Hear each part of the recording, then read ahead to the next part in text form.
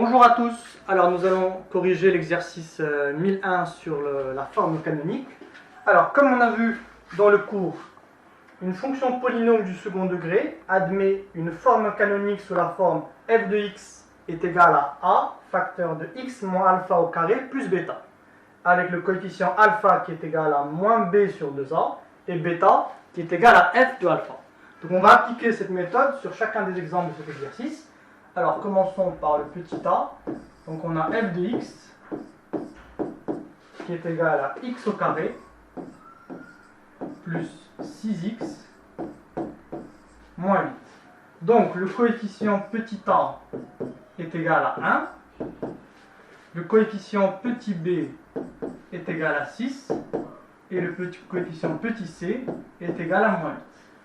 Donc on va calculer alpha qui est égal à moins b sur 2a.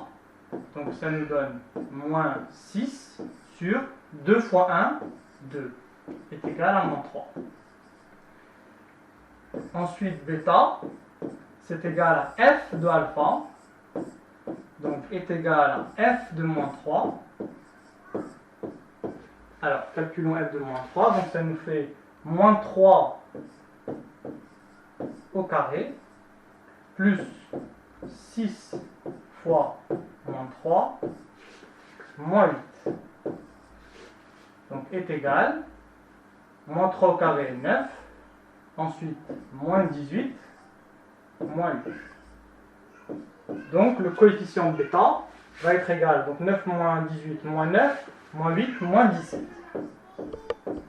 Voilà, et en appliquant la formule, donc la forme canonique de f, ça va être, donc f de x est égal à a, donc le a c'est égal à 1, donc on n'a pas besoin de le mettre devant, donc x moins alpha, donc moins 3, ça fait plus 3, au carré, plus bêta, donc moins 17. Voilà la forme canonique de la première expression. Alors nous allons procéder de la même façon pour le deuxième exemple, donc g de x. Alors petit b, g de x est égal à x au carré moins 5x plus 3. Donc on a le coefficient petit a qui est égal à 1, le coefficient petit b est égal à moins 5 et le coefficient petit c est égal à 3. Alors on commence par calculer alpha. Donc alpha est égal à moins b sur 2a, donc ce qui va nous faire moins 5, donc 5 sur 2 fois 1, 2. Donc alpha est égal à 5 demi. Ensuite bêta est égal à g de 5 demi.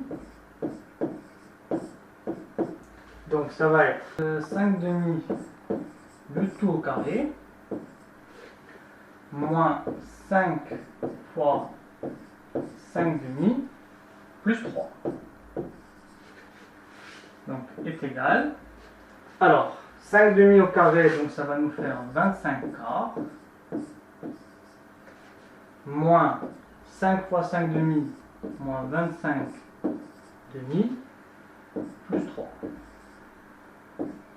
Alors on va tout mettre au même dénominateur, donc c'est-à-dire sur 4. Alors 25, sans garde. Ensuite moins 50 plus 12. Donc bêta, 25 moins 50, ça fait moins 25 plus 12, ça fait moins 13 quarts.